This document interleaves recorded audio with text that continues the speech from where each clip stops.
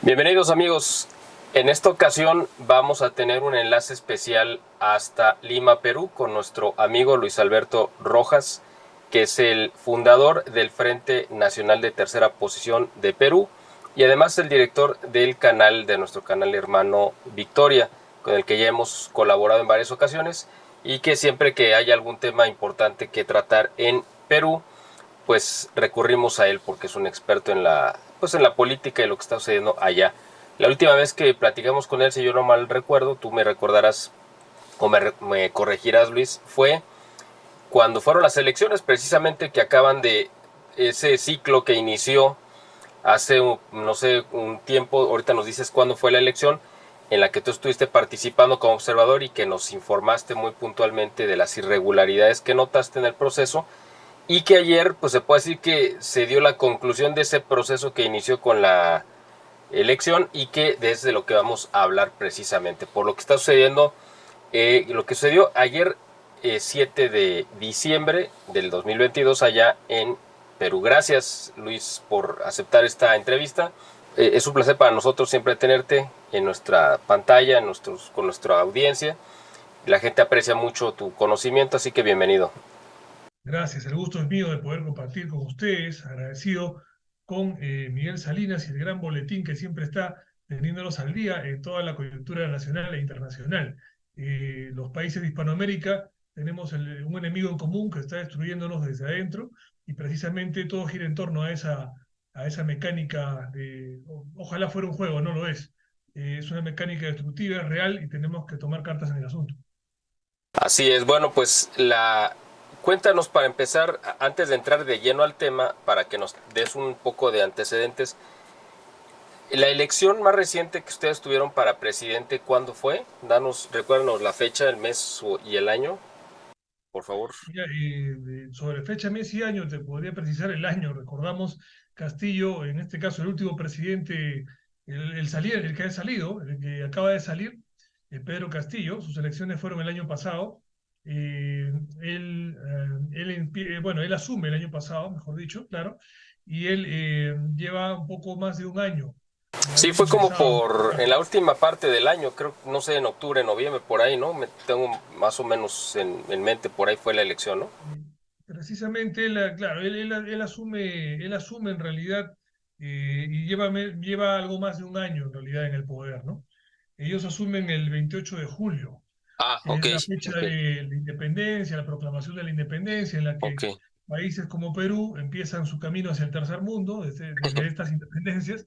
Entonces, en ese aniversario precisamente, Mm. él asume el poder el primer 28 de julio y este último 28 de julio fue Su su primer discurso de un aniversario, año, ¿no? ok. De un año de haber asumido el mandato, haciendo nada prácticamente, y después de julio llegamos, ¿cuánto? A ver, agosto, septiembre, octubre, noviembre, y a Año inicios de y diciembre, 5 meses, ¿no? a Poquito inicio de menos. diciembre ya le están dando de baja, y vamos a ver quiénes le dieron de baja Ah, precisamente ok, en un autogolpe, que el claro. mundo se pregunte, me llaman mis amigos de Argentina, de México, Lucho, ¿qué está pasando? ¿Por qué están festejando? No, la derecha está festejando, pero en realidad vamos a ver qué pasó realmente con Pedro Castillo y cómo su camarilla organiza un autogolpe donde él es el único que se va de cara, ¿no? Bueno, a ver, antes de entrar de lleno a ese tema, hay un antecedente de esto que sucedió, creo que fue la última vez que había pasado algo parecido en Perú. Si no mal recuerdo, fue hace 30 años exactamente, en el 92, 1992, cuando Alberto Fujimori hizo exactamente lo mismo. O bueno, quiero que tú nos aclares qué tan similar fue y, bueno, cuando menos trascendió la historia que Alberto Fujimori se había dado como un autogolpe de Estado. Me imagino y quiero que tú nos traces si hay alguna similitud. Yo no sé, no recuerdo la verdad si en ese momento hubo una disolución o un intento de disolución, como lo quiso hacer ayer Pedro Castillo, de desconocer las instituciones, principalmente al Congreso, y qué similitudes y diferencias hubo entre lo que pasó ayer y lo que pasó hace 30 años, en 1992, con Alberto Fujimori. Correcto. Hace 30 años, Alberto Fujimori hace un autogolpe de Estado. Quiere decir que él como poder ejecutivo, acá hay tres poderes formales: el poder ejecutivo, que es el presidente con sus ministros; el poder legislativo, que también es elegido por el pueblo, que son los congresistas, una sola cámara, por así decirlo, y el poder legislativo, donde está el poder judicial, el Ministerio Público, ¿no? O sea, las fiscalías y los juzgados, entre otros. Bien, entonces, en este caso el Ejecutivo, liderado por Alberto Fujimori, hace 30 años hace un autogolpe de Estado, o sea, él mismo da un golpe al Estado y dice, yo voy a mandar acá, ¿no? Manda elecciones congresales, desarticula a todos menos a su Ejecutivo, ¿no? Que obviamente lo refuerza, lo fortalece y ejerce pues una dictadura que duró un poquito más de 10 años en realidad, duró con Alberto Fujimori. Se iba hacia un tercer mandato cuando salen los videos, ¿no? Los denominados Vladivideos, donde se tumban toda su camarilla de corrupción y empieza el gobierno de izquierda, ¿no? Como siempre entre la izquierda y la derecha, pero los jefes eran los mismos, ¿no? Ya vamos a mencionar quiénes financiaban. Siempre había capital israelí financiando Ujú, a Fujimori. Voy a mencionar un apellido, los Klimper. Y en el caso del comunismo aparece Salomón Lerner, por ejemplo, que le ha ujú. puesto su cara, puso su cara a este judío sionista Salomón Lerner con Ollantumala, le financió la campaña, también acá Pedro Castillo, ¿no? Entre otros, y más atrás hacia la dictadura izquierdista de Juan Velasco Alvarado también, ¿no? Asesinando incluso por ahí a un empresario peruano, Luis Banquero Rossi, en que encabezaba el negocio de la pesca, y luego viene el Ministerio de Pesca para que el Estado, a la cabeza con Salomón Lerner, lo maneje, ¿no? Bueno, ya estamos viendo quiénes son los jefes entre la izquierda y la derecha, y precisamente como las reglas del juego, los jefes la dan. ¿Qué pasó 30 años después? Ocurrió prácticamente lo mismo, pero ¿qué pasó con Pedro Castillo? La diferencia, a ver, vamos a hablar de las similitudes. Pedro Castillo da un mensaje a la nación, hace lo mismo, hace un autogolpe y dice vamos a hacer esto, esto y esto. Y básicamente él estaba desarticulando, disuelve el Congreso, como lo hizo Fujimori, anuncia que convocaría nuevas elecciones congresales, inmediatas quizás, anuncia que hará lo mismo con los demás poderes, el Estado lo va a reestructurar, en fin, ¿no? Todo siempre por el bien del pueblo y todo esto, ¿no? La diferencia en este caso es que Pedro Castillo es un representante de la izquierda, es un gobierno de izquierda, es más, él pertenece a la izquierda dura, a la izquierda radical, él pertenece a CONARE.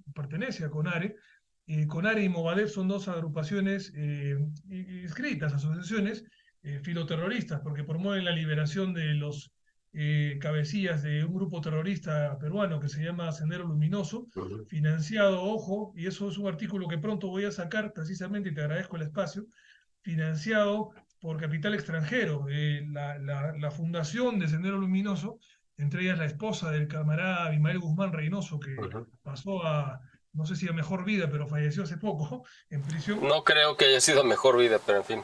así, pero a un mejor lugar para que no nos moleste. Sí, Entonces, al lugar que le bueno, corresponde. exacto, su esposa era la que le abrió los vínculos a China, él consiguió presupuesto en Mm, China. Sin embargo, está demostrado y está en las pruebas, y pronto la vamos a publicar, que ese dinero estuvo, ¿sabes dónde estuvo almacenado el dinero de Sendero Luminoso? Hasta ahora sí en el Banco Rothschild, amigo Miguel. En el Banco Rothschild está el dinero de Sendero Luminoso, de la izquierda dura que mataba a machetazos a hombres, mujeres y niños en las provincias del interior de la Sierra Peruana, cuando no ayudaban a los camaradas en su lucha armada, supuestamente su guerra popular. Si no ayudaban a Sendero Luminoso, los mataban de esa manera, y hay videos de eso en los años 90. Oye, Niños, y Sendero también se dedicó a la cuestión al negocio del narcotráfico. ¿También era parte de su negocio o no? precisamente hasta el día de hoy existe una zona que se llama, es la vertiente de los ríos Amazonas, son como tres ríos, si mal no recuerdo, en la zona se llama Braem, ¿okay? Es una vertiente, un afluente de ríos en este caso, de Marañón, bueno, de ahí vienen las siglas, ¿no? Braem, Ujú, ujú. y precisamente esta es una zona en la selva peruana, donde ya se conoce desde hace décadas, ahí opera el narcotráfico. Es más, habían bases militares ahí que Pedro Castillo había desarticulado, las había desactivado, incluso las bases militares del Brain. Coincidió con un gobierno de izquierda en Colombia. ¿Qué habrá pasado entre la frontera peruana y colombiana? Seguramente el polvo no dejaba ver lo que estaba Claro. ocurriendo.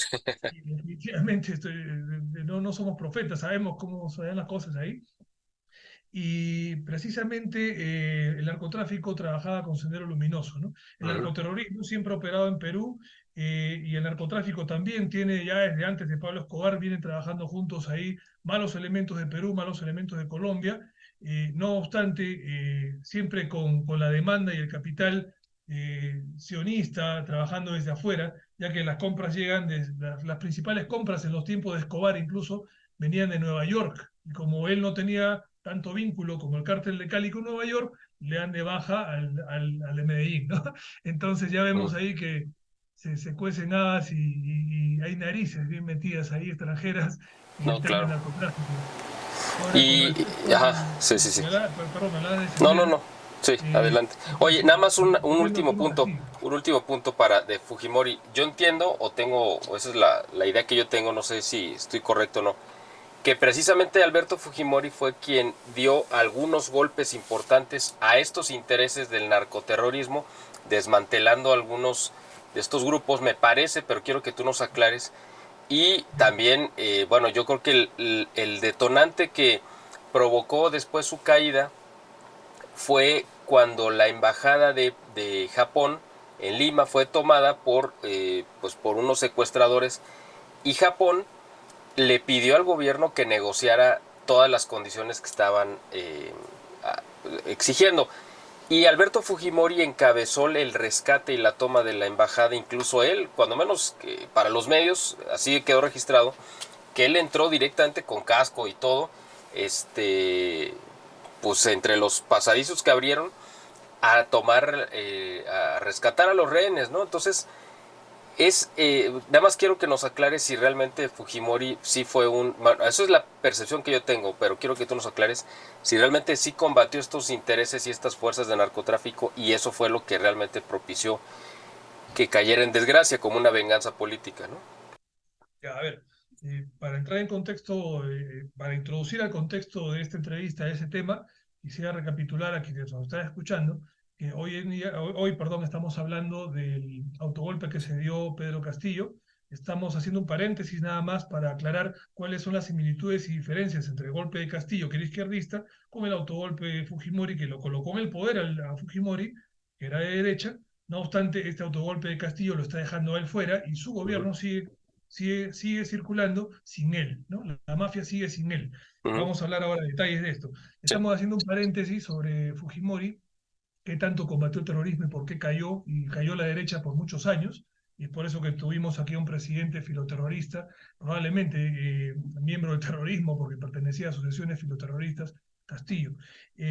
Bueno, yendo al paréntesis de Alberto Fujimori, él, es cierto, él combate el terrorismo de izquierda, no obstante hace una dictadura con militares inclusive, muy dura, de derecha. Él crea la Constitución del 93, eliminando cosas buenas de la Constitución de izquierda, no obstante incorpora cosas buenas de la Constitución de derecha que no tenía la izquierda, siempre ambas cojeando, ¿no? La izquierda y la derecha en temas legales, en temas de derechos. Una da más derechos y poco desarrollo, y la otra quita derechos y desarrolla más ciertos sectores, ¿no? En este caso, la última de la derecha. Fujimori lo que hizo, combatió el terrorismo de Sendero Luminoso, el movimiento revolucionario Tupac Amaru, o MRTA, que fue el que tomó la embajada de Japón en aquellos años de los 90. Sin embargo, si bien es cierto, él hace eso con los terroristas, el narcotráfico siguió operando. Y quiero mencionar algo. Se conoció en ese tiempo que el avión presidencial se encontró droga en el avión presidencial. Se encontró droga, cocaína, clorhidrato, ¿no? Ya para vender, exportarlo. Sin embargo, no hubieron responsables del gobierno directamente. Fujimori no pasó nada con él. ¿A quién le habrán echado la pelota, como decíamos acá? ¿A quién le habrán pasado la pelota? No lo tenemos muy claro. Sin embargo, el gobierno continuó. Hubo una captura ahí precisamente de un narcotraficante cuyo alias era Vaticano, un peruano que era proveedor de cocaína, de coca, perdón, claro, de cocaína al cártel de Medellín, liderado en ese tiempo por Pablo Escobar. Perú era proveedor de Escobar y con Vaticano, con este elemento cuyo alias era Vaticano, ¿no? El narcotraficante. En ese tiempo el gobierno lo captura y esa captura se difundió mucho en medios de comunicación. Sin embargo, este alias Vaticano, este peruano, proveedor de Escobar, y ustedes pueden buscar las noticias, están ahí publicadas por medios oficiales, acusa al gobierno diciendo que el gobierno de Alberto Fujimori, en este caso su asesor Vladimiro Montesinos, trabajaba con el narcotráfico de Vaticano. Me refiero a este personaje, alias Vaticano, peruano narcotraficante.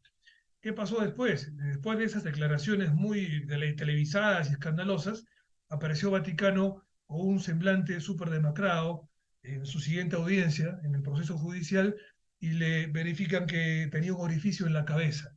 Aparentemente había sufrido una lobotomía o una operación quirúrgica que lo dejó inhabilitado para poder validar sus testimonios. Él básicamente se convierte en una persona que ya no podía expresarse correctamente, razonar correctamente, le malograron su capacidad de, no sé si cerebral o mental, pero ya sus declaraciones fueron desestimadas legalmente. Entonces el gobierno de Fujimori queda impune a los cargos, acusaciones de narcotráfico que pudo haber desarticulado ese gobierno en ese tiempo, ¿no? Vaticano fue liberado hace poco y la prensa lo entrevista y creo que ya va a salir pronto una serie de televisión indignante sobre su vida, como si fuera un gran personaje, ¿no? Me refiero a Chávez Peñarrera, si mal no recuerdo, era su apellido, sí. Chávez Peñarrera, alias Vaticano. Bueno, entonces lo que Fujimori hace en su gobierno fue luchar contra el terrorismo, enfrenta a cierto sector del narcotráfico, pero sigue trabajando en el narcotráfico y probablemente reemplaza hasta cierto punto las actividades radicales, no con terrorismo, pero sí con dictadura, ¿no? En sus tiempos, quiero mencionar algo breve nomás, hay un libro que se llama La década decadente, que habla sobre lo que la década de dictadura de Fujimori. Este libro fue publicado por un masón peruano y su entrevista sale en la Televisión Nacional del Perú, Televisión del Estado, donde él denuncia, ¿no?, cómo la dictadura de Fujimori, cuando hace golpes en instituciones del Estado, también la hizo en la logia masónica. Y en ese tiempo era gran maestro de la logia masónica del Perú. Si mal no recuerdo, es el ex candidato a la presidencia Ricardo Noriega Salaverry, eh, quien en ese tiempo entra, irrumpen los fujimoristas, con masones fujimoristas, lo sacan y los masones le denominan a eso irradiar, ¿no? Irradian al masón, al gran maestro en ese tiempo. Por si acaso el adjetivo gran se lo ponen ellos, de grandes no tienen nada. El líder, en este que Ricardo Noriega Salaverry, y es reemplazado por otro que, si mal no recuerdo, y está la fotografía publicada ahí, era el jefe, lo pusieron de jefe del Servicio de Inteligencia Nacional, no gran maestro, ¿no?, o vinculados a ellos. Entonces, el Servicio de Inteligencia Nacional toma la masonería, porque evidentemente es una célula política internacionalista muy importante en Perú, maneja tanto la izquierda como la derecha, y el gobierno la toma. Sin embargo, la masonería siguió siendo subordinada al Estado de Israel, al sionismo internacional, porque la masonería, la logia del Perú no es independiente, y eso lo pueden ver en su página web, tanto en Chile como en México, Argentina, Perú y en todos los países que tienen masonería. A ellos les denominan orientes y están en función a ritos. En este caso es el rito de York. Su sede principal está en Inglaterra, que es el Imperio Británico. Ahora sabemos por qué el Imperio Británico financiaba las independencias acá, pero con capital israelí y líderes israelíes, judíos en este caso. Judíos, no solamente judíos de raza, estamos hablando de judíos sionistas, con Ujú. su ideología radical oriental, ¿no?, de Medio Oriente. Entonces, eso es lo que pasó en Perú en ese tiempo, Miguel. Fujimori no es en este caso un héroe ideal, por así decirlo. No obstante, combatió de los dos brazos del sionismo, la izquierda y la derecha, combatió al comunismo y trajo un gobierno de mal menor, ¿no? Podemos comparar su gobierno con otros y se puede denominar un mal menor. La derecha sigue siéndolo hasta ahora. Finalmente, hablando de la Embajada de Japón, con eso termino de responder la pregunta. La Embajada de Japón fue tomada por el Movimiento Revolucionario Tupac Amaru, o sea, el MRTA, conocido como tal, en un intento de liberación de los cabecillas que tenían una operación similar a la que hizo no recuerdo si el ELN o el M-19 en Colombia, Ujú.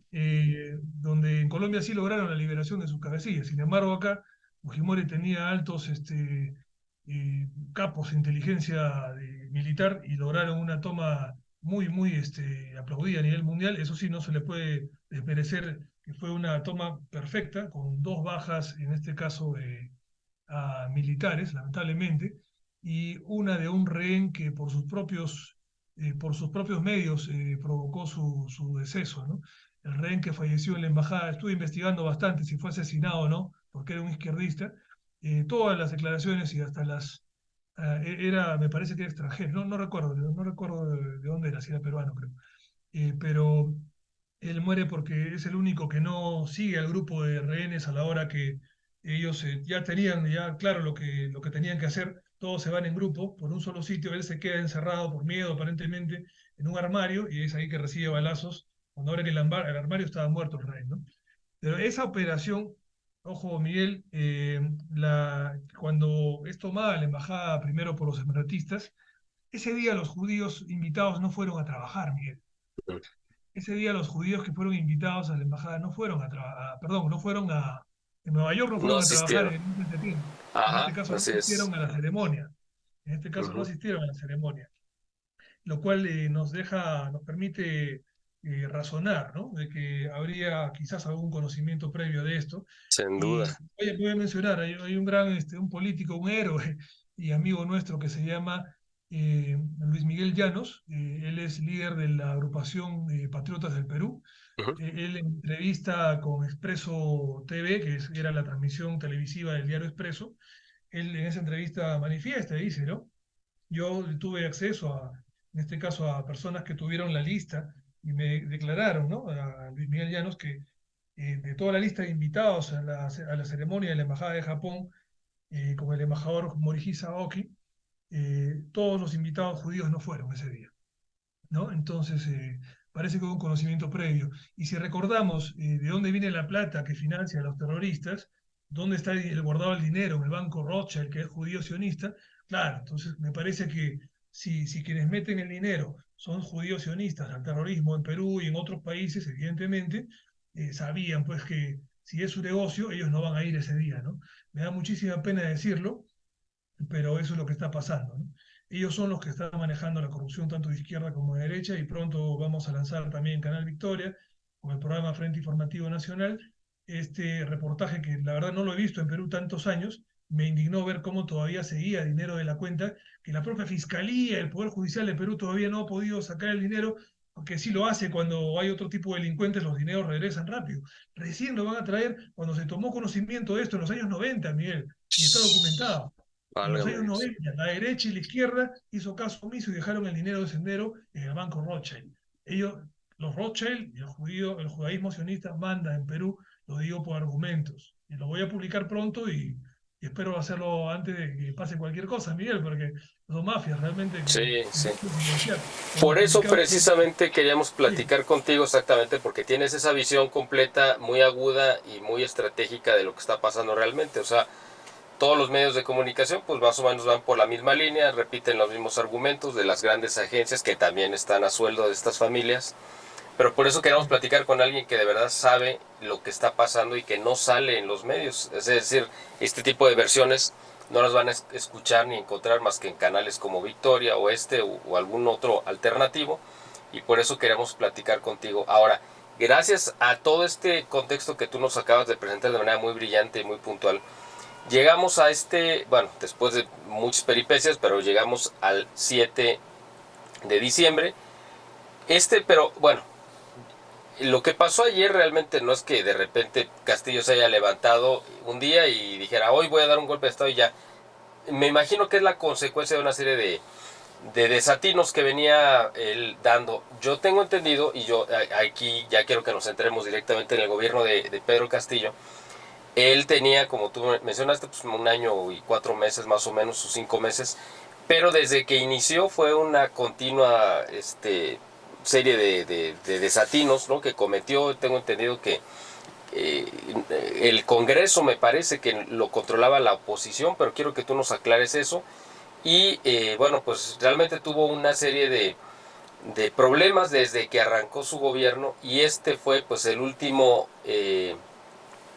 la última muestra de la falta de visión, me imagino, que caracterizó al gobierno, ¿no? A ver, ahora sí platícanos un poco cómo estuvo este periodo, ¿no?, del gobierno breve de Pedro Castillo y las consecuencias que trajo y los desatinos que cometió. Bueno, o sea, a grandes rasgos, ¿no? de acuerdo. Pedro Castillo, volviendo al contexto de este tema, después de este paréntesis, Pedro Castillo encabezaba en ese momento no liderazgo, sino la representatividad de un grupo izquierdista que pretendía llegar al poder. Cuando Fujimori declara la guerra al terrorismo y toma, lo detiene a Abimael Guzmán Reynoso, líder de Sendero Luminoso, el grupo, la facción terrorista más dura. Ellos llegan a un acuerdo. La lucha armada termina, dicen los terroristas, pero la lucha ideológica continúa en las escuelas, en las universidades, colegios, Miguel, continuó. Y ganaron, porque el pueblo estuvo ya preparado desde el sector de educación eh, para poder aceptar, en este caso, la izquierda, y votaron por la izquierda radical, sabiendo que Pedro Castillo era de Conar en Bobadef. No obstante, casi la mitad del país, o la mitad del país, más uno quizás, estaban en contra de esto, y son los que más denunciaron a este gobierno desde un comienzo. Quien te habla se declaró en insurgencia también años atrás, ya con Sagasti, con otros presidentes, denunciando injerencia extranjera, sobre todo israelí, y con Castillo pasó lo mismo, ¿no? Entonces salimos a las calles a pesar de la cuarentena y toda la pandemia, igual salimos con la mascarilla afuera y a hablar, ¿no? Y el tema es de que Castillo, desde su primer gabinete, ya puso filoterroristas abiertos, ¿ah? Filoterroristas abiertos, que salían con el puño de izquierda y con la figura de Mao al costado. Entonces, ellos que hablaban bien de Sendero Luminoso en las redes sociales, ese era su primer gabinete. No obstante, la derecha le hacía la guerra para, no para combatir al mal, ¿no? Sino más bien para gobernar la derecha, porque Ujú. tenían intereses, nada más intereses en conflicto.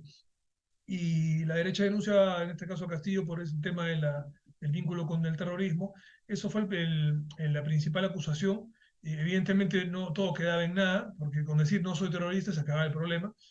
Y luego empiezan a salir ya los temas de los casos de corrupción, nepotismo, familiares de él, todos robando, todos colocados en lugares, en puestos de poder de lujo, incumpliendo incluso los procesos de selección que excluyen a quien no esté bien preparado. Entonces dio la mano a mucha gente que trabajaba con él, especialmente familiares también, con el dinero del Estado, ¿no? Con el dinero de nuestros impuestos, dándole trabajo de lujo a gente que no se lo merecía, más robos, corrupción. Aparece en una casa, en una negociación turbia, disfrazado casi con una gorra, el mismo Pedro Castillo, encuentra maletines en Palacio de Gobierno con miles de dólares, o no sé cuántos cientos de miles, en fin. El tema es de que cada vez se ponía más sucio y en poco tiempo, ¿no? Además de haber sido un hombre, un presidente muy súper ignorante que da vergüenza en las reuniones internacionales, por lo poco que sabía, aún siendo parte de la mafia. eh, También su ignorancia también le jugó en contra a la hora de, ¿no? A la hora de mostrarse al momento de robar, ¿no? A la hora de exponerse abiertamente a delinquir y cayendo rápido, ¿no? Entonces, cuando tú eres de la mafia, Miguel, o de un grupo de mafiosos, un lobby, y caes tú, nadie se va a mojar por ti, ¿no? Y más aún si te han puesto a ti, porque ¿quién era Pedro Castillo? Él no era de la élite. Era un hombre que era un huelguista, así como Evo Morales, muy popular, muy campechano, filoterrorista, sí, muy probable por lo que él, las asociaciones que él integraba y las cosas que él hacía y promovía, y simplemente lo utilizaron, Miguel, lo utilizaron porque era la imagen Era una popular, pieza parecía. desechable. Exacto, era una pieza desechable que a la hora que se corrompió dijeron, por ti no nos vamos a destruir, te votamos. ¿Y qué es lo que hicieron hace poco, el 7 de diciembre, Miguel? Lo que hicieron, porque los golpes de Estado, Miguel, así como no se fabrica, Fujimori no lo hizo solo, lo hizo con todo un lobby, hasta con la Ujú. masonería. Castillo no lo ha hecho solo. Los golpes de Estado, señores, por favor, los que estamos atendiendo esta entrevista, y a todos los televidentes, toda la gente que nos ve, los golpes de Estado se los fabrica el mismo gobierno en este caso, y el gobierno detrás también del telón. Entonces, Castillo, cuando lanza el golpe de Estado, toda su gente empieza a salir, ¿no? Empiezan a traicionarlo. Los ministros empiezan a renunciar. Curiosamente, el jefe del Comando Conjunto de las Fuerzas Armadas también da su paso atrás, dice, no, no estoy de acuerdo. Jefes de la policía lo mismo, la Junta Nacional de Justicia, fiscalías, todos lo dejan solo. O sea, este gobierno se junta con Pedro Castillo, lo convence para que haga un golpe de Estado y cuando él da un paso al frente, todos se quedan atrás, lo dejan morir y ponen en su reemplazo a la número 2, que era Dina Boluarte, es Dina Boluarte, era la vicepresidenta de Pedro Castillo y por ley asume ella. Punto, el gobierno continúa. Miguel, amigos que están viendo, la derecha está festejando, un gran grupo de la derecha está festejando que cayó el terrorista Castillo, es lo que dicen, ¿no? Pero señores, el gobierno continúa, Castillo era un peón y han adelantado, no al caballo, pero sí a la yegua en el tablero de ajedrez político, y esta yegua sí es muy peligrosa, porque voy a hablar de Dina Boluarte para que no me denuncien por difamación. En este caso, Dina Boluarte es abogada, presuntamente masona por la simbología repetitiva en cada uno de sus saludos que hace en los protocolos, ojo, en protocolos, no es en su casa, en protocolos, para que la vean abiertamente. Y hace poco salió la foto de ella publicada, bueno, ya hace un tiempo ya se tomó conocimiento, aquí la tengo, ella está posa al lado de la cabeza del Foro Económico Mundial, ¿no? Quien encabeza el Foro Económico Mundial, su fundador, Klaus Schwab. precisamente está con él y él, ya sabemos que él es el fundador, todo, es también quien anunció una gran crisis, y eso ha dicho hace poco, él ha anunciado un big reset, donde le denomina así a un evento que según él, ojo, va a ser mucho peor que la pandemia, mucho peor que el denominado COVID-19 y toda la crisis que esto acarreó, porque tiene que ver, según él y según los especialistas que ya están analizando estas palabras, sí, con un crack financiero producido a partir de un crack energético y de seguridad informática. Entonces estamos hablando de palabras mayores.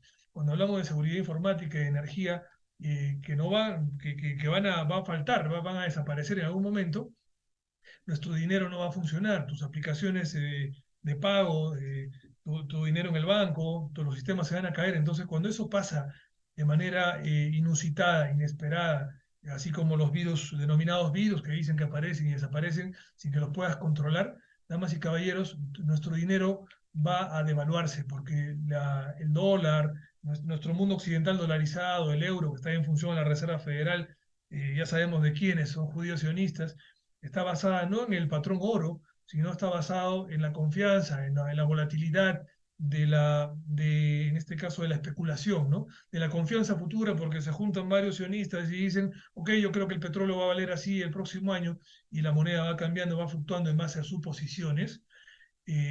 Una vez que el dinero no esté disponible, esa confianza va a desaparecer, Miguel. Quienes saben de economía saben que la moneda se va a caer, se va a ir al suelo, porque por más de que hayan especuladores, confianza, incluso militares, Estados Unidos con todas sus armas que fortalece el dólar a presión militar también, nada va a valer si no tienen la energía para circularlo con un clic a la hora de pagar en una aplicación, no se va a poder retirar el dinero, no se va a poder depositar, entonces esa confianza desaparece. Cuando una moneda basada no en el oro, no en el trabajo, en el esfuerzo en el trabajo, sino en la confianza de corruptos, desaparece la confianza, la moneda se deprecia.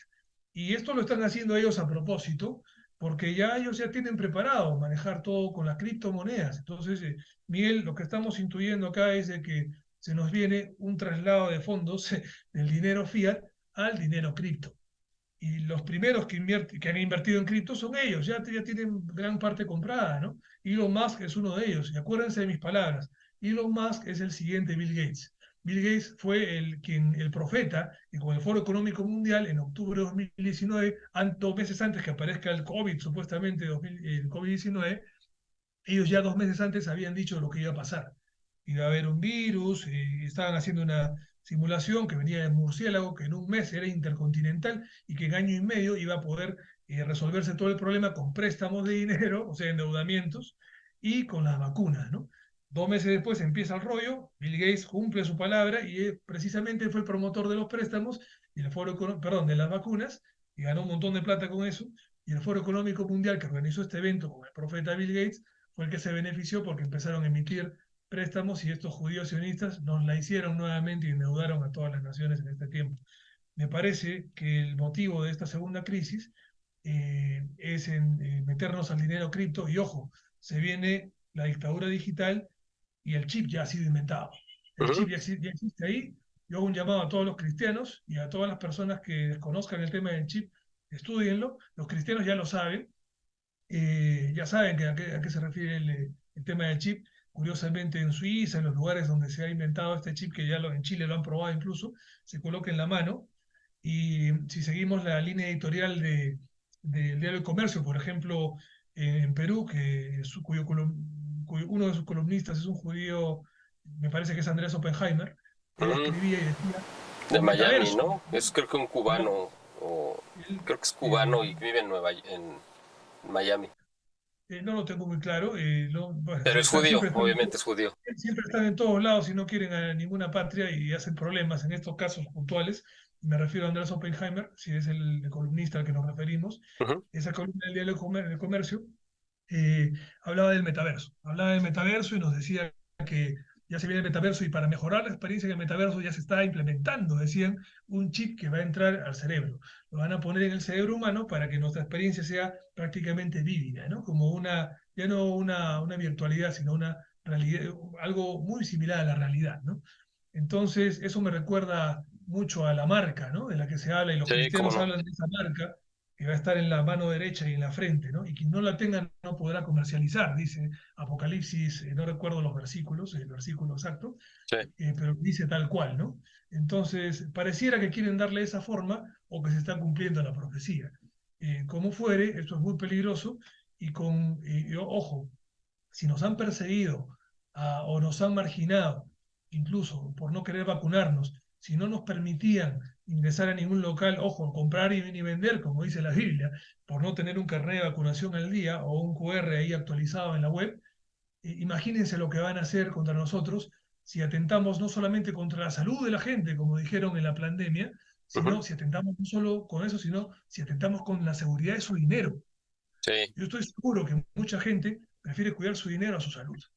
Lo veo casi todos los días, lamentablemente, la mala educación que se ha dado. No me imagino a qué punto puede llegar la persecución. Sí me imagino. Sabemos los cristianos qué es lo que va a pasar, pero estamos listos para poner el pecho y adelante, porque sabemos que la victoria es con Dios con nosotros y con nuestro pueblo, claro. de que la persecución va a ser más grande y, ojo, tenemos que estar preparados. Hay caminos, ya sabemos qué hacer. Acérquense a los grupos yo hago un llamado, acérquense a los grupos de resistencia porque ya sabemos qué hacer. La población que está escuchando esto, acérquense porque el gobierno no les va a dar una solución. Les van a decir chip o muerte, chip o Sí. persecución. Porque van a decir, estos señores no solamente están yendo contra su salud al no vacunarse, sino que van contra su dinero, porque por su culpa hay vacíos en el sistema de seguridad y su dinero se va a perder. Y van a seguir habiendo ciberataques, como lo están anunciando en el Foro Económico Mundial, y nos van a echar la culpa a nosotros, como que fuimos los agujeros de vacío en la seguridad, y por nuestra culpa, por no tener un chip, por no entrar en un sistema, estamos generando desestabilidad e inseguridad. Nos van a cargar esa culpa y nos van a querer perseguir. Sin embargo, nosotros sabemos que la victoria va a ser nuestra y tenemos que aguantar, tenemos que resistir hasta el final, porque el enemigo nunca va a entrar a todas las conciencias y menos en la de arriba, quienes sabemos que existe y va a venir y va a poner orden, ya no va a venir a ser crucificado, sino va a venir a, va a venir de canto Ya como rey. a cortar esa paja exactamente y separarla y mandarla a fuego. En este caso, en esta lucha que va a haber, en esta pugna y persecución, nosotros debemos organizarnos, ojo, en el tema político, en el tema de la convivencia, tenemos que formar comunidades y estar Unidades, claro. listos, tener que estar listos ya para vivir quizás fuera de la ciudad, si es que así la necesidad lo requiera. Inviertan en alimentos, se viene una crisis donde los alimentos van a escasear muchísimo, ya lo están haciendo, con la excusa de la energía, con la excusa de que no hay internet, van a hacernos esto. Vayan invirtiendo en terrenos, pues no solo de vivienda, sino de cultivo. Júntense en comunidades, la vida es más fácil cuando nos juntamos. Ellos nos quieren separados, solos y perseguibles, débiles, ¿no? Para ser dominados. Yo no puedo decirles todo porque si hablamos de todo aquí, el enemigo ya va a saber lo que vamos a hacer. Solamente hago un llamado a todos los que nos están viendo, por favor, yo imploro y les pido a Dios que este mensaje llegue para que busquen a la gente que ya sabe de esto. En México busquen a Miguel, busquen a grandes hombres camaradas como Pedro Novo. El enemigo ya sabe quiénes somos, simplemente Ujú. búsquenlo, porque ellos ya saben, nosotros que los que estamos aquí ya sabemos qué hacer y cómo protegernos para que cuando el enemigo venga no encuentre nada, no encuentre nada y espero que este mensaje llegue cada vez más lejos para que el día que ellos vayan y quieran imponer, encuentren efectivamente que hay personas fuertes que han dicho no y dijeron no al nuevo orden mundial, no a este enemigo internacional y no puedan sabotear a tal punto lo que quieren hacer con la humanidad, ¿no? Aquí en pantalla están apareciendo el, los datos tuyos de tu página, bueno, o sea, de tus redes sociales, del movimiento que tú encabezas también para que la gente lo siga, te contacte y también del canal Victoria, que está haciendo esta labor que, precisamente de la que tú estás hablando, que es muy importante porque creo que vale mucho la pena esto que estás mencionando, porque la realidad es que nosotros estamos inmersos en una batalla espiritual que se refleja en la política, en la economía, en la cultura, pero esos son los reflejos, no es que ahí se originen. La batalla espiritual no se está dando en este plano material, se está dando en otro plano. Nosotros somos partícipes de esa lucha, la victoria no está en nuestras manos, de hecho la guerra ya se ganó y se ganó hace 2000 años, pero el enemigo ahorita sabe que va en retirada porque fue derrotado y porque sabe que ya le queda muy poco tiempo. Y en su retirada está tratando de hacer todo el mayor mal posible. ¿En qué parte nosotros intervenimos en esa lucha si esa lucha ya está ganada? Bueno, pues en tratar de evitar que el mal o el maligno destruya lo más posible. O sea, en eso es donde nosotros estamos interviniendo, tratando de evitar y frustrar esos planes últimos que tiene de retirada, de hacer el mayor mal posible. Nosotros estamos trabajando para evitarlo, para frustrarlo. Y en ese trabajo consiste precisamente lo que tú haces en Perú, en el movimiento, lo que es en tu canal, lo que hacemos nosotros y otros muchos en muchas partes del mundo, y cada vez son más precisamente que están despertando y se están dando cuenta de esto, que están siendo conscientes y que están dimensionando realmente lo que está sucediendo. O sea, hay muchos frentes de batalla, nosotros representamos, o sea, tú has hablado muy correctamente de la izquierda y la derecha como dos términos que a nosotros evidentemente no nos representan, ¿no? O sea, nosotros representamos otra posición. Yo no sé si decir una tercera, aunque es una tercera como tal numéricamente hablando, pero es una posición que no está al lado ni de la derecha ni de la izquierda, sino está por encima de ellas, porque nosotros tenemos la capacidad de ver lo que vemos en 3 o 4 dimensiones, cuando la izquierda y la derecha la ve solamente en 2. Entonces, por eso nosotros no cabemos ni siquiera en la derecha, y la gente piensa que somos de derecha. Pues no, porque la derecha también tiene limitaciones y vicios de origen. El origen viciado de la derecha, nominalmente hablando, pues es el liberalismo. Y el liberalismo pues fue creado por las mismas mentes y manos que crearon el comunismo y la izquierda. Por eso no cabemos ahí, nosotros no somos parte de eso, y ni de los libertarios tampoco, que es todavía la versión más como retorcida del liberalismo. Nosotros no pertenecemos a esa corriente de pensamiento, no nos identificamos con ella. Nosotros representamos la tradición, ¿no? Representamos el patriotismo, el nacionalismo, lo conservador, y los que estamos sustentados en los principios fundamentales que levantaron esta civilización occidental cristiana. Entonces, por eso no podemos nosotros meternos en un casillero que no nos corresponde, ni en el que cabemos tampoco, pues nos queda muy chico el de la derecha, el de la izquierda menos, obviamente, pero ellos también, o sea, los dos tienen sus problemas de raíz y vienen viciados desde el origen, ¿no? Así es, así es. Precisamente es una tercera vía que es consciente que detrás de la izquierda y la derecha hay capital sionista. Quiero citar, por ejemplo, a un compatriota tuyo, Salvador Borrego, ¿no? Uh -huh. Que en su libro Derrota Mundial, por su trabajo periodístico, él documenta que el 90% del aparato político soviético durante la Segunda Guerra Mundial y posterior tiempo está integrado por judíos sionistas, no por rusos, no por gente de los países aledaños que fueron absorbidos por una Sí. corriente internacionalista de un 90% judía sionista, ¿no? Igual pasa con la derecha, lamentablemente. Yo tengo un montón de amigos de derecha, algunos de izquierda también, tienen buenas intenciones. Yo en algún momento, en mi época universitaria, me inclinaba hacia las promesas de la izquierda, luego me di cuenta que había detrás. Y simplemente nosotros debemos reflexionar también que si queremos despertar a las personas, no vayamos contra la gente, vayamos No. contra la idea que es corrupta, contra la ideología y los líderes que fundaron eso y son corruptos y saben muy bien qué es lo que estaban haciendo. Karl Marx era un judío sionista, su nombre era Kisel Mordecai, Uh ¿no? -huh. Entonces promovía el cielo en la tierra, ¿no? O sea, estamos hablando de un hombre con una doctrina marxista. El marxismo es una doctrina de peso, o sea, realmente inventaron una doctrina antagónica a la doctrina social cristiana. Claro. Eh, y bueno, ya no voy a profundizar en temas doctrinarios políticos, sin embargo, en la intención de fondo que había de destruir el mundo, ¿no? La derecha, después de la caída del muro de Berlín, la derecha solo fue un hasta luego de la izquierda, ¿no? Ellos han vuelto, el nuevo orden mundial que maneja la izquierda y la derecha, ahora ha decidido que la derecha caiga y la izquierda va a continuar porque es la vía, es la empresa que el nuevo orden mundial le permite a esta élite gobernar de manera absolutista, despótica y totalitaria, ¿no? Ya no van a compartir el capital con los capitalistas porque no va a existir, va a quedar entre ellos y las corporaciones que ellos manejan, evidentemente. Por eso vemos a Elon Musk, por eso vemos al de Microsoft, ¿no?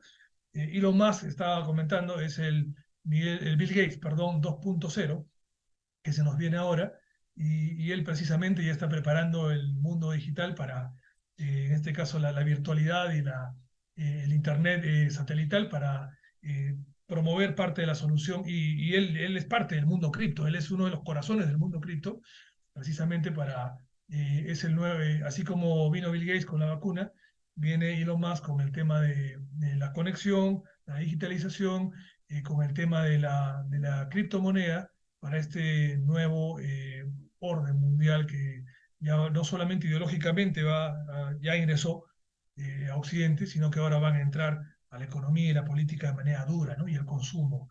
Eh, Nosotros tenemos que estar listos, sabemos lo que va a venir. eh, Quiero estos minutos quizás dedicarlos a no describir lo que ellos están haciendo. Todas las entrevistas tratan de eso. Me parece perfecto que hablemos, expliquemos lo que ellos están haciendo. Me gustaría que nuestras entrevistas de ahora en adelante también nos enfoquemos en qué es lo que tenemos que hacer. Incluso entre los camaradas, entre los patriotas, me preguntan, Lucho, ¿qué hay que hacer? ¿No? ¿Qué podemos hacer? Entonces, creo que debemos compartir eso. Además de que nos acerquemos y por favor acérquense a los líderes de resistencia, de tercera posición, de patriotas, en fin, para que les digan qué es lo que vamos a hacer. Quiero compartir cosas básicas, elementales que tenemos que hacer. Adelante. Eh, en este caso, invertir, ¿sí? Tenemos que cuidar nuestro capital porque la moneda no va a valer nada ahora. Retírenla de los bancos, guárdenla muy bien, inviértanla en alimentos, inviértanla en terrenos, sobre todo de cultivo. Si quieren invertir en productos que utilicen el agua, porque el agua va a ser un recurso que va a faltar, va a escasear, de manera que va a aumentar su valor. Y si ustedes invierten en productos con agua, bebidas o algo, les va a ir muy bien, la economía se va a mantener. Invierten en propiedades, sobre todo terrenos agrícolas de cultivo, porque eso va a aumentar el valor de los alimentos. Y cuando el enemigo ataque, qué bonito sería que la resistencia siga de pie generando recursos, ¿no? Claro, Cuando yo digo inviertan en metaverso, no quiero decir que inviertan en destruir la mente de los jóvenes a que vivan engañados, no.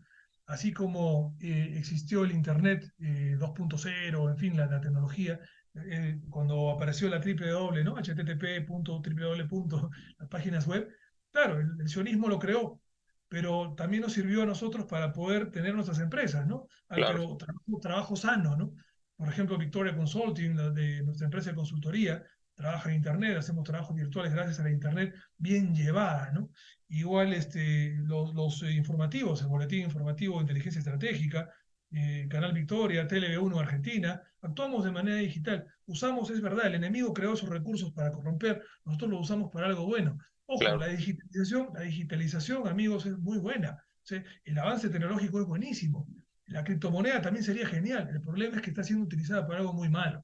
Ujú. Entonces, si nosotros invertimos en ello de manera correcta y trabajamos honradamente con eso, estamos, como decimos acá, sacándole la vuelta, dándole la vuelta a la torta Ujú. y haciendo las cosas para bien, ¿no? Eh, y por eso invito a que también haya una inversión responsable en metaverso.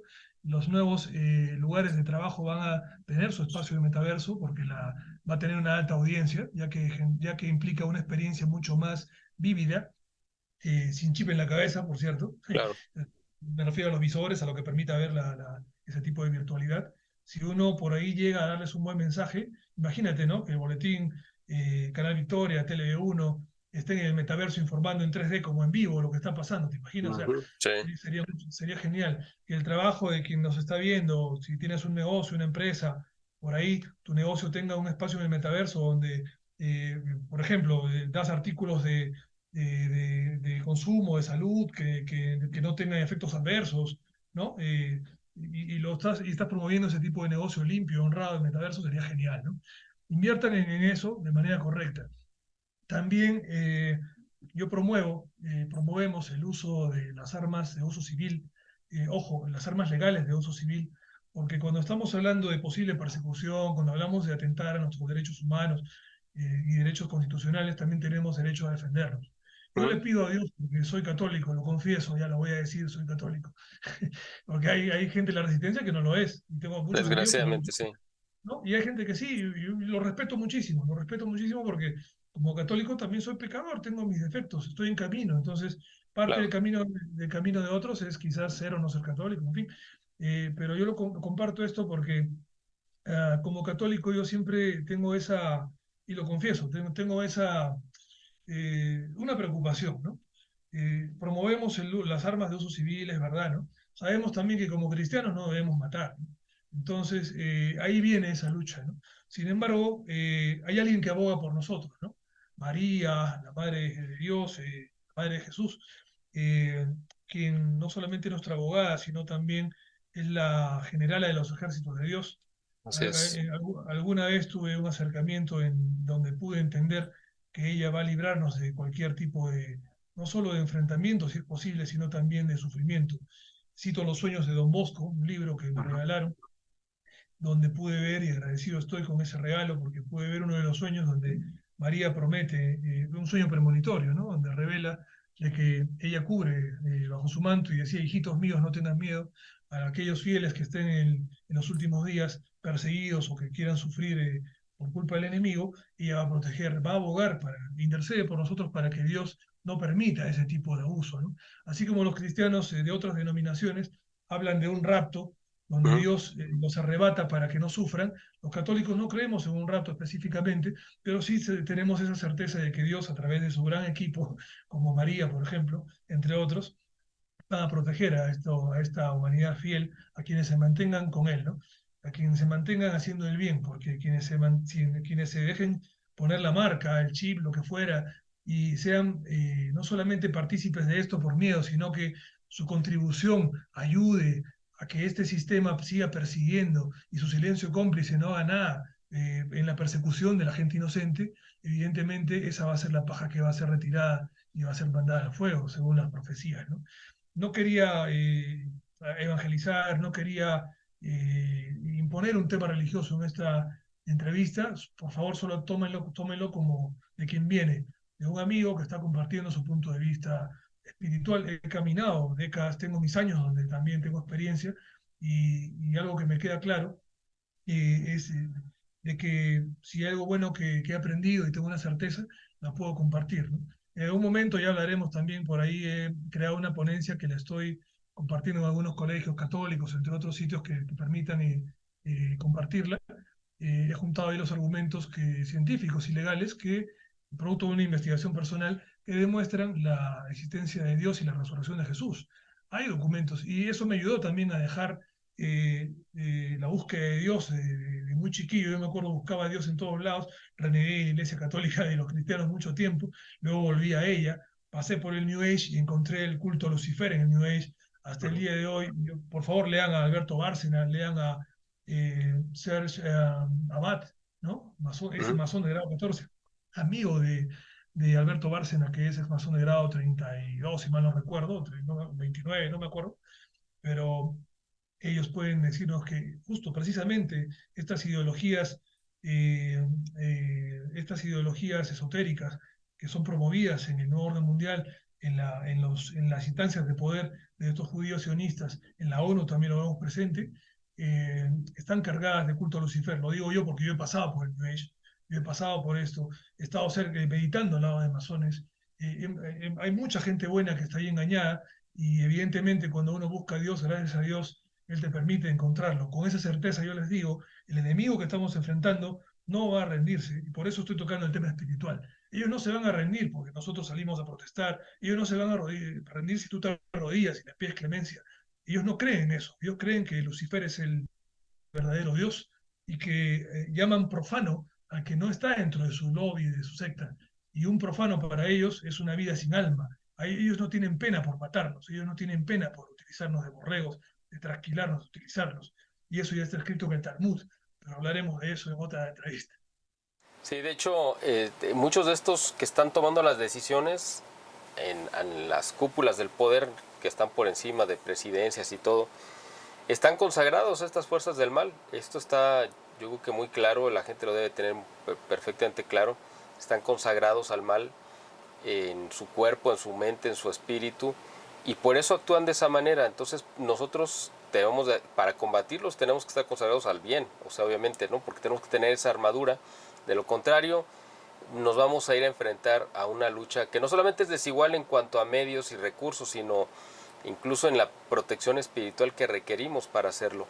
Nosotros, como te comentaba, pues solo estamos participando en la medida de lo posible. Este enemigo muy poderoso, pero ya derrotado y sabiéndose derrotado, está furioso porque sabe que no va a poder revertirlo, aunque parece, el mundo nos hace ver que ese derrotado es el que está ganando, pero no es así.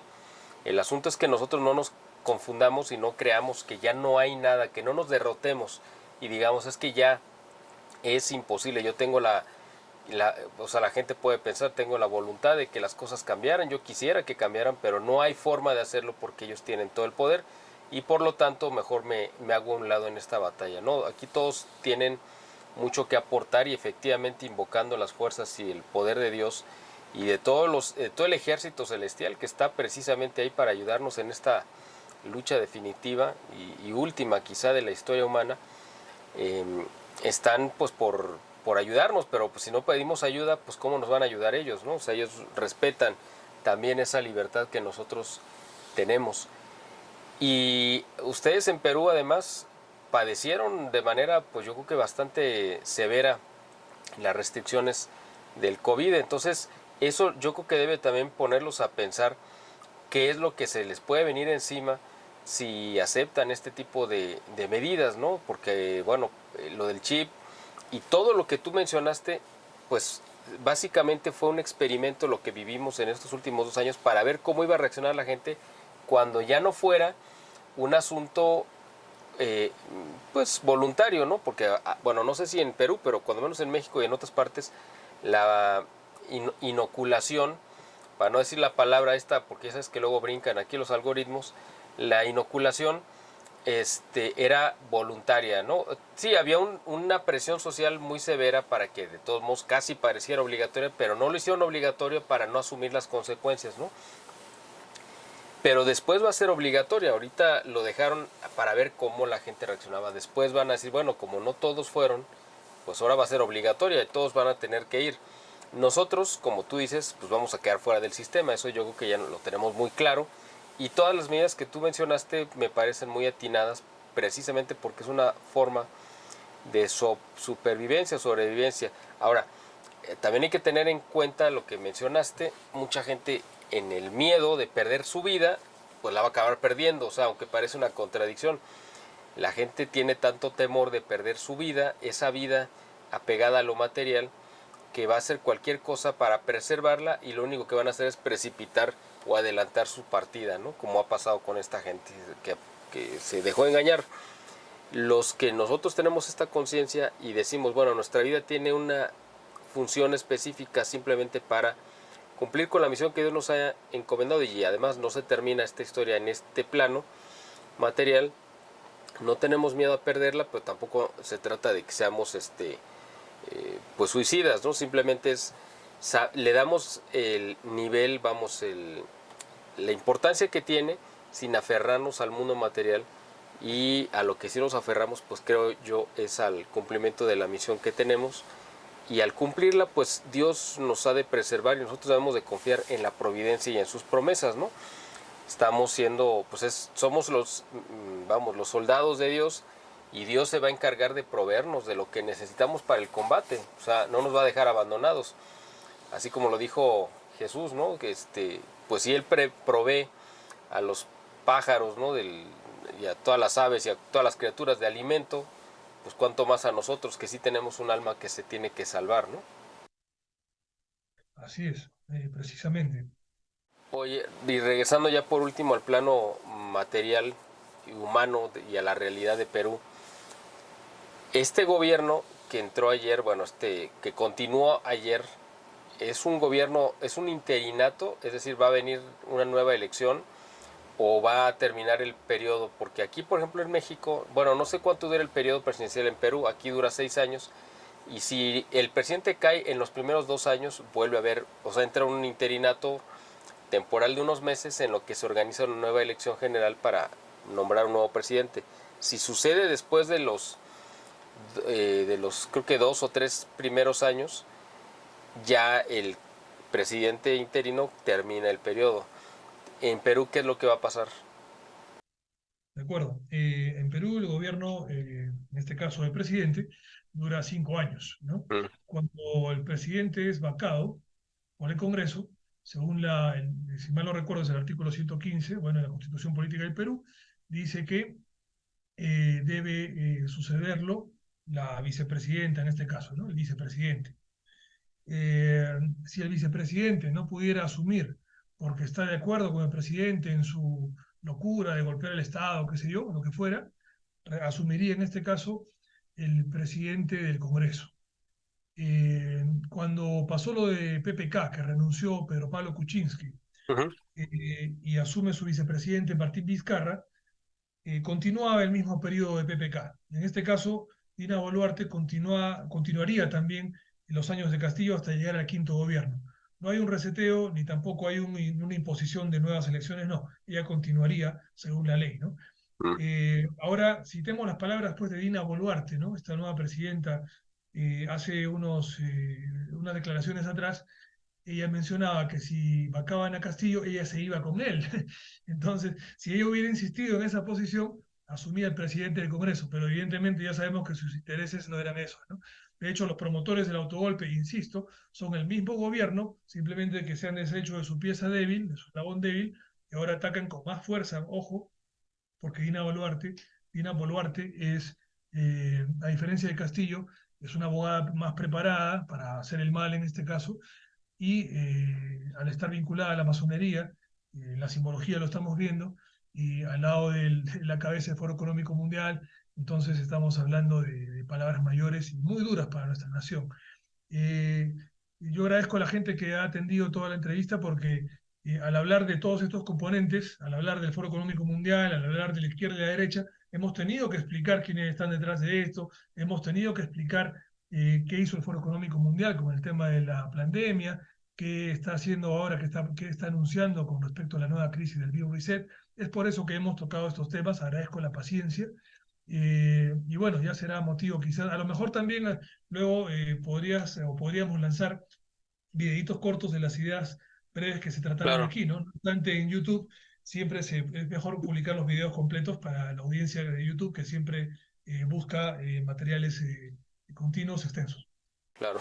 Oye, y bueno, para la gente que nos hizo el favor de seguirnos a lo largo de esta entrevista, como tú bien dices, y que puedan ser un poco escépticos de todo lo que hemos hablado y de que si realmente hay un como lobby que está ahí actuando y que si además ese lobby pertenece a cierto tipo de personas, ¿no? Que antes se relacionaba con una religión y que ya sabemos que no lo son. Me gustaría que citáramos el ejemplo y el caso de el expresidente Alan García, que en algún momento dado él mismo denunció esto que estamos diciendo nosotros y que básicamente le costó la vida, porque al momento que él denuncia que había una mafia, y le puso además el nombre, me parece, ¿no? Mafia judía, que estaba interviniendo y que estaba metiendo mano en Perú, a los poquitos días o al día siguiente de que hizo esta denuncia, aparece muerto aparentemente por un suicidio. Ya sabemos que estas cosas no pasan, ¿no? Pero, digo, para la gente que pudiera llegar a tener dudas sobre si nosotros estamos en el plan conspirativo, conspiranoico, lo que tú quieras, pues un hombre como él, un hombre de Estado con información y creo que bastante juicioso, se atrevió corriendo el riesgo de su vida y asumiéndolo además, porque pues eso fue lo que le acabó costando, denunció estos grupos, o sea, para que la gente vea que sí, de verdad, no solamente sí son reales, sino que sí están actuando y que son muy peligrosos, ¿no? Además. Sí, claro, yo invito a los escépticos a no creernos a nosotros, sino vayan a las evidencias que adjuntamos, y una de ellas es la declaración de Alan García Pérez, ¿no? Alan García denuncia la presencia de una mafia judía en Perú que tiene injerencia por encima de todos y que estaba gobernando en ese momento, con el presidente Vizcarra, que había trabajado con Toledo, dijo, citó nombres. Uh -huh. Entre ellos habían empresarios que se fueron a Tel Aviv, no les hicieron nada, pero los peruanos se fueron presos, ¿no? Todos los presidentes Odebrecht, en ese caso escándalo de corrupción de que hablaba García, por esa coyuntura hablaba Alan García estando acusado él también, eh, todos los expresidentes Odebrecht han ido presos, o como García en este caso que aparece muerto antes de ser detenido, eh, excepto uno. Hay uno que no ha ido preso, ¿saben quién es? Alejandro Toledo Manrique. Alejandro Toledo precisamente era un comunista que fue, bueno, no era comunista, era aparentemente capitalista, ¿no? Con un equipo caviar en realidad, que llega al poder y hace un gobierno caviar, o sea, en la práctica de derecha, ideológicamente izquierda. Él es casado con una judía belga y masona. Hay fotografías de eso, nosotros los hemos publicado con Toledo en la logia masónica, con ella y su esposa. Lian Karp se llama. Eh, y por estar casado con una judía belga y está vinculado a la masonería él, es el único que no se fue preso, ¿no? Todos los demás, a pesar de haber estado en la logia masónica, ojo, todos los expresidentes Odebrecht tienen fotos en la logia masónica, búsquenlo, las hemos publicado en su momento, Canal Victoria, a través del Frente Informativo Nacional. Hemos publicado las fotos de Jan Tumal en la logia masónica, dando discursos, de Alan García en la logia masónica de Colombia. Eh, También hemos publicado de Pedro Pablo Kuczynski, ¿correcto? De Alejandro Toledo, entre otros, y todos ellos están vinculados a Odebrecht, al escándalo de corrupción que hubo aquí, ¿no? En el sur.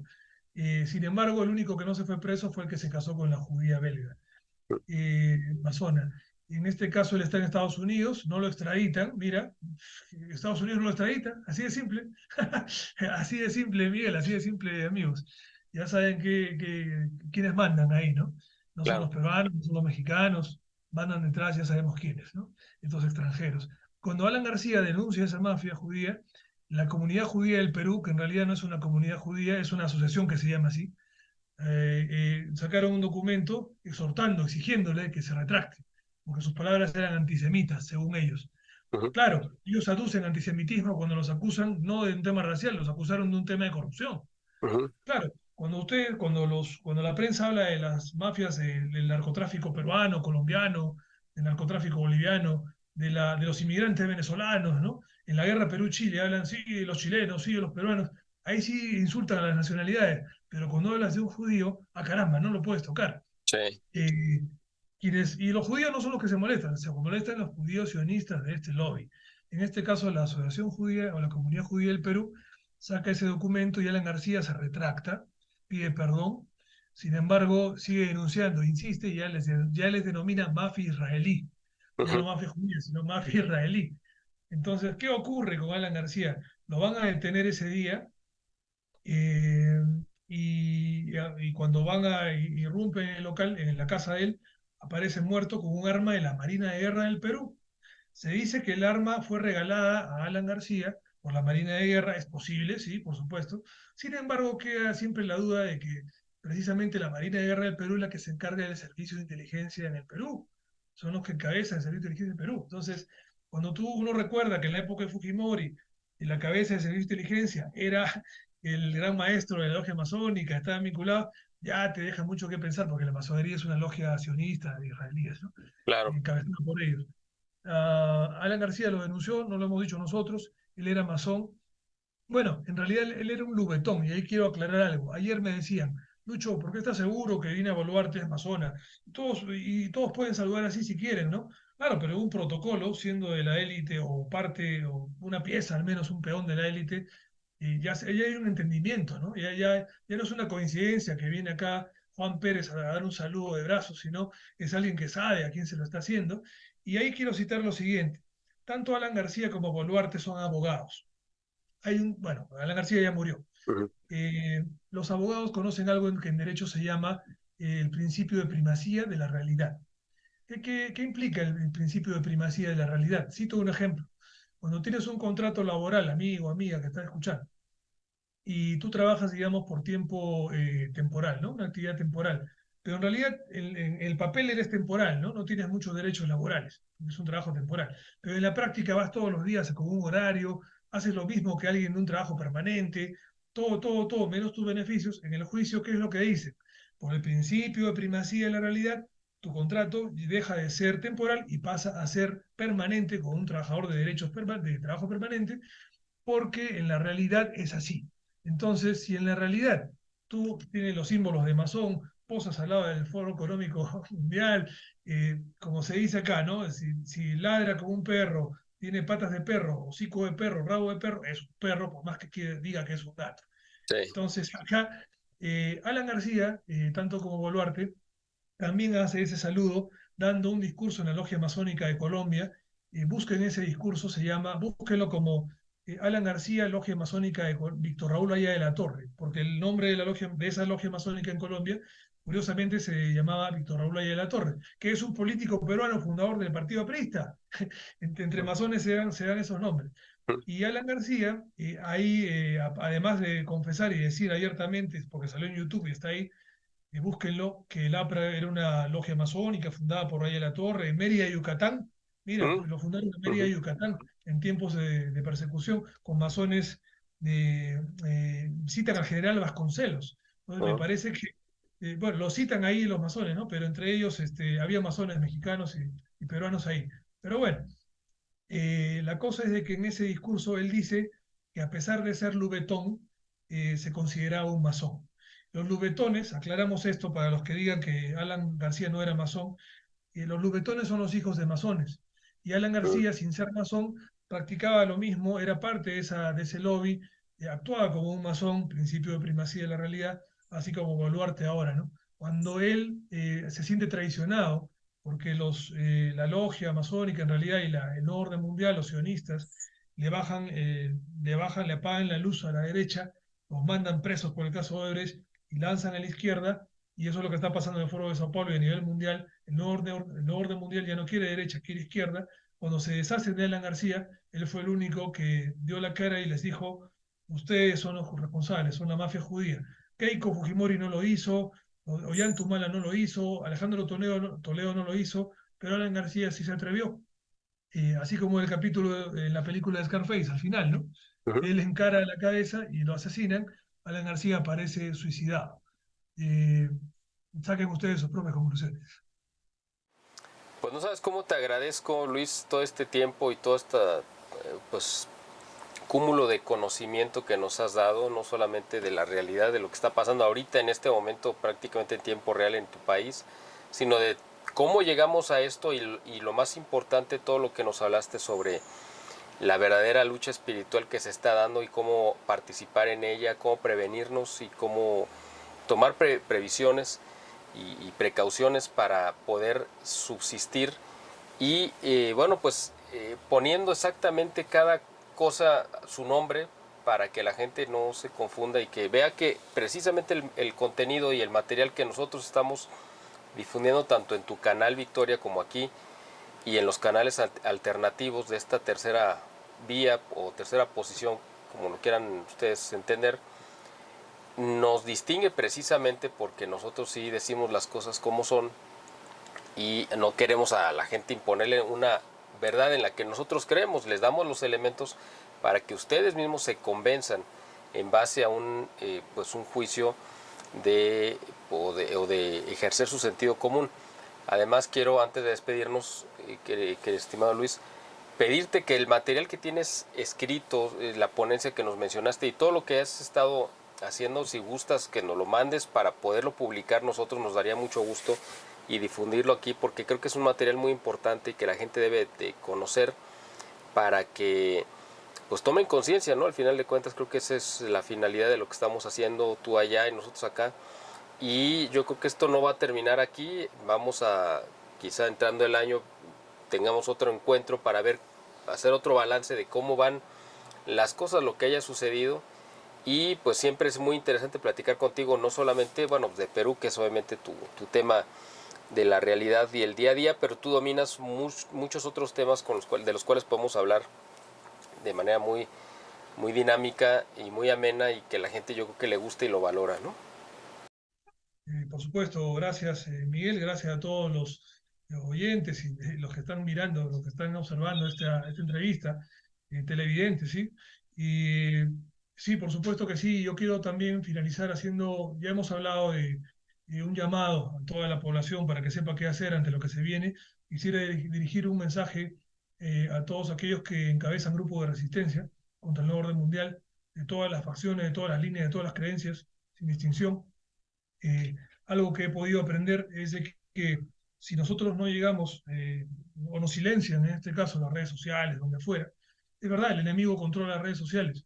Sin embargo, he podido darme cuenta que tenemos una posibilidad de poder dar pelea, al menos en la vía democrática, que es eh, promoviendo los medios de comunicación independientes como estos, el Boletín Informativo de Inteligencia Estratégica, Canal Victoria, TLV1, entre otros, Librería España, ¿no? Entre otros. Ujú, ujú. Eh, no obstante, hago un llamado a todas las cabezas de estas agrupaciones para que en cada país junten sus capitales, presupuestos, todo el esfuerzo posible y tenemos que ingresar a la señal abierta.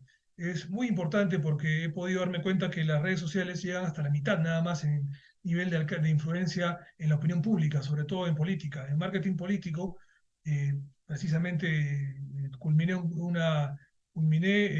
formación en marketing político en la Universidad de Lima hace poco, además de mis carreras de ingeniería y otras especialidades. Lo hice porque me gusta el tema y quería resolver el tema político, porque era frustrante querer hacer, y yo he postulado un par de veces, un montón de gente ha postulado, el silencio de los medios de comunicación es abrumador. Silencian a todos los candidatos honrados que no quieren pagar coima a estos medios de Ujú. comunicación corruptos para que te entrevisten, ¿no? Entonces yo me he dado cuenta que una forma de poder romper esto, quebrar el sistema de esa manera, de manera correcta, es teniendo un medio de comunicación de señal abierta. Que lleven al boletín informativo de inteligencia estratégica la señal abierta, por supuesto que sí. Que entre mexicanos se junten y puedan hacer esto, háganlo, porque las redes sociales van a limitar a Miguel y tarde o temprano van a querer silenciarlo y cerrarlo, como pasó con Canal Victoria, como pasó con TLV1 en su momento. Entonces, en Argentina también, júntense, lleven a Tele1 señal abierta. Acá en Perú haremos lo mismo nosotros. En España, en donde fuera, tenemos que hacer lo mismo durante el tiempo que podamos, porque va a haber un tiempo de persecución donde no se podrá, pero por supuesto que vale la pena, porque en ese tiempo pueden haber victorias políticas importantes, porque en ese tiempo, con un canal propio de señal abierta, sí se va a poder influenciar, sí se va a poder influenciar, tengan la plena seguridad en el voto popular, no van a tener a delincuentes como AMLO, como Castillo, a toda esta barbaridad, ¿no? Claro, Entonces, demos esa pelea, démonos el gusto por lo menos de ganar este round hasta que suene la campana, no tengan por seguro que pase lo que pase después, perseguidos o no, no nos va a faltar nada. Ya tocaremos esto en una siguiente entrevista. claro, El camino espiritual que recorrido me ha demostrado que así va a ser, no nos va a faltar nada y que vamos a ganar al final, cuando suene la campana, el último golpe que da Dios, lo va a dar también con nosotros. Dios con claro. nosotros, todos los camaradas, amigos patriotas, un saludo en Dios y patria, con mucho afecto y cuenten conmigo como un servidor también en esta lucha, primeramente. Pues muchas gracias. Ya escucharon las sabias palabras de Luis Alberto Rojas Jordán desde Perú, que nos hizo favor de aceptar esta entrevista y todo lo que ustedes ya escucharon y que yo creo que van a quedar muy gratamente sorprendidos y bueno, pues con un gran contenido que espero que los haga reflexionar y bueno, pues entrar de lleno a esta lucha. Te agradezco Lucho por esta entrevista y les agradezco a ustedes el favor de su atención. Yo espero verlos pronto en un siguiente video y hasta la próxima.